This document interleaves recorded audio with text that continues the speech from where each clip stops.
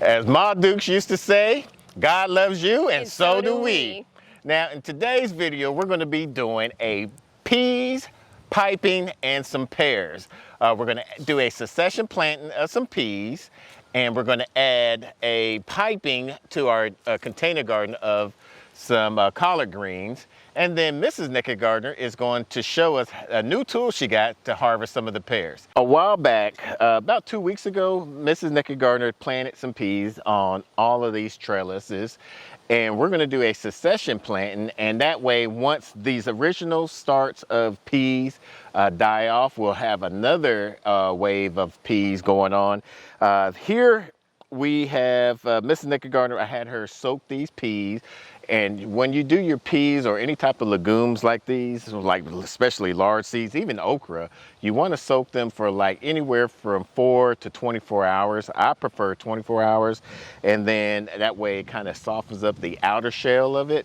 And that way you can plant it and it will spring up a lot faster. Mrs. Naked Gardener had 8 of these. These are the King Tut varieties of peas.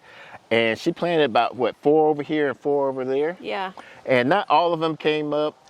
And with peas and beans, it's kind of tricky. Those are one of the only real seeds that I like to direct sow. Any other ones, I like to start the seeds inside because for this particular reason.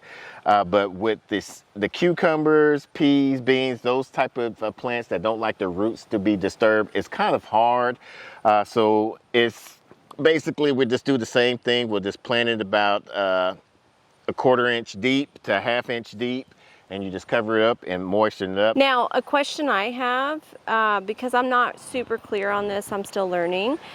How often should you, like when it comes to succession planting, how often should you go another round with, let's say, peas?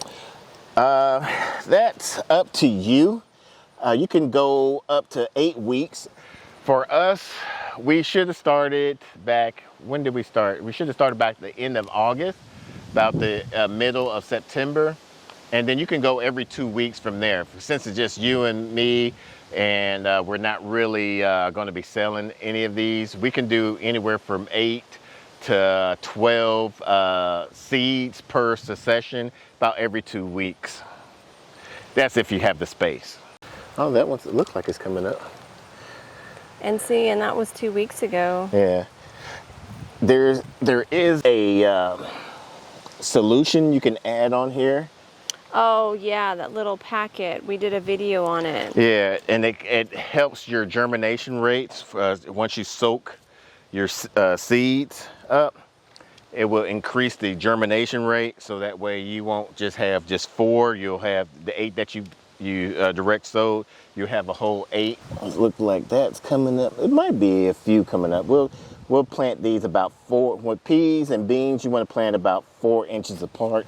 And you're alternating these like in between the other ones. Yeah, look like these were a good succession. You got some like 3 here. What are these? These are the Mammoth melting sugar peas. And peas and beans are very easy to grow. You really don't have to do much babysitting on these. They like cool weather. Just got to keep the soil nice and moist. Really don't have to fertilize as much. Probably some bone meal or just top dress it with some compost and you'd be good. And this is a reason why you want to kind of succession plant some of your peas and beans. Is it really just to secure your yield? Yeah. Sometimes these don't even make it to the kitchen. These are great garden snacks. These have never made it to our kitchen with you. That's beside the point.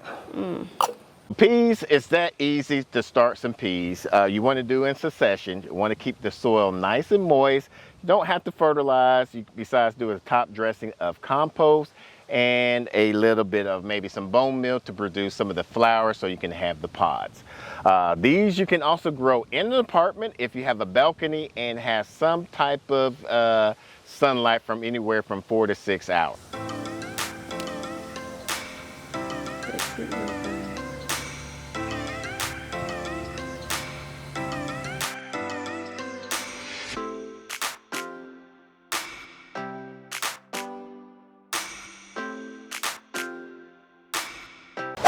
have never harvested any fruit from any tree ever, so I have no idea what I'm doing. But I do know I'm very short, I'm 5'2", and I cannot reach the fruit up in the tree other than the ones where the branches have come down like really, really low. I have been collecting a lot of the pears and feeding them to the chickens, as I've shared in previous posts and conversations. But I recently got a tool off of Amazon, and I felt like I had to because I am so short and I cannot reach the high stuff, and I do not trust the ladders that we have on the unlevel ground that we have. So I'm gonna go ahead and put this together and see if it even works. I have a few more that I can lengthen this. I want to start with this height because I feel like I can control this before I add any more height. The thing I did like about this tool, and I don't know, it's my first time having this tool, but I liked that I can adjust how long it is. I wanted to share that I got this tool on Amazon, so hopefully it works. If it does, I'll go ahead and recommend it. If it doesn't, I won't. These baskets just happened to be at my local Walmart. They were only around $10, and so I got a few of them because we're gonna be harvesting a lot of leafy vegetables coming up here in the fall. So I got these so I can spray them and clean them. Okay, so I just realized that I need to go up, like get them in there, and turn and get that claw on top. Oh, I just knocked those down on the ground. So I'm supposed to go up, and I probably want to go away from the ground because that didn't work.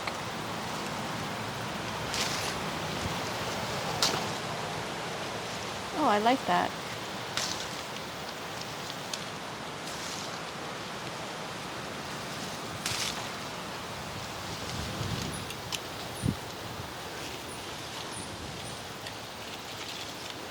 I'm glad I kept this short because it would be awkward if it was in the long mode for these lower hanging fruits.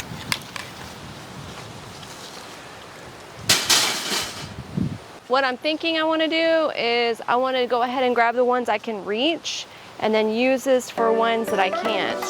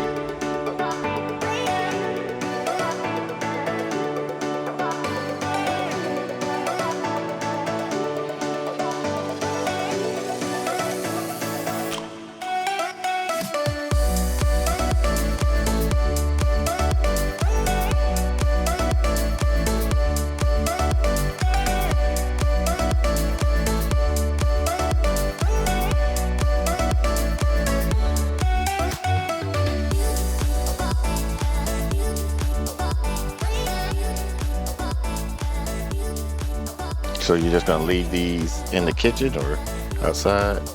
No, they need to come in the house. Okay. But I was gonna spray them outside, let them air dry for one day, and then bring them in the house. So her goal is to do 2 baskets of these. I have 4 baskets. I was thinking way bigger than one. Her goal is to do 2 baskets of these. Because you don't want to help me with 4 baskets. Exactly. Ooh, I'm coming down with a branch. Why would you do that? It was dead. It came down. Why? Why would you do that? Shut up. Shut up. Shut up. Mm-hmm. Shut up, Sydney. Shut up.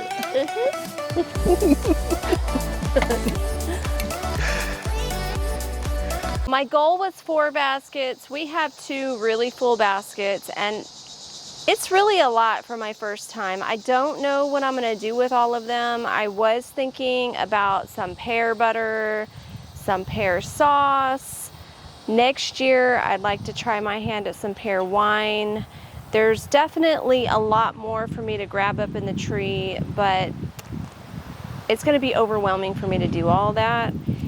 I would like you, if you know of a really great idea for some pear recipes, to comment down below and let me know, what do you do with it? Do you have a tried and true recipe that you like to use? But comment down below and let us know of any way in particular that you like to use your pears for.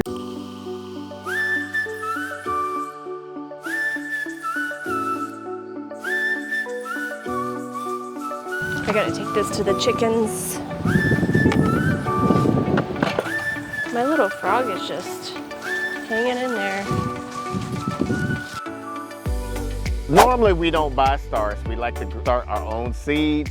However, coming in from the summer transitioning to the fall, we were late getting these beds started. So we bought some of these starts from the local big box stores.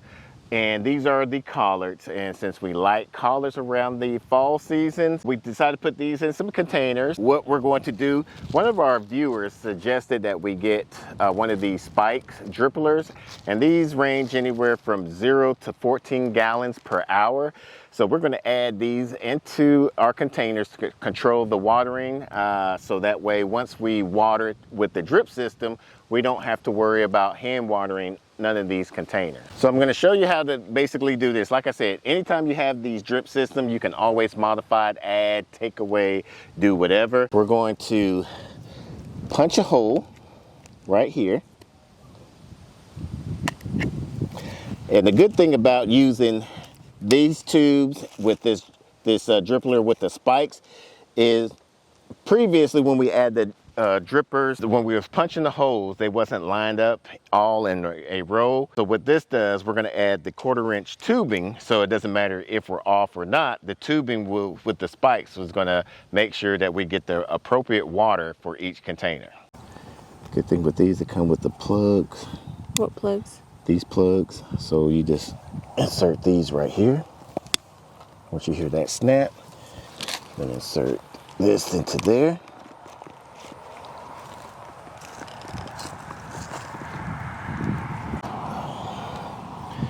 And you're gonna get it better, let's say about right there. Because you're customizing it. Yeah. And then, just in case we have another issue like previous, we'll make sure we can move these up and down.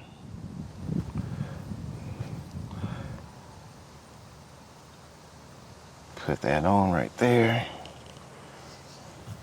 And then insert it just like that.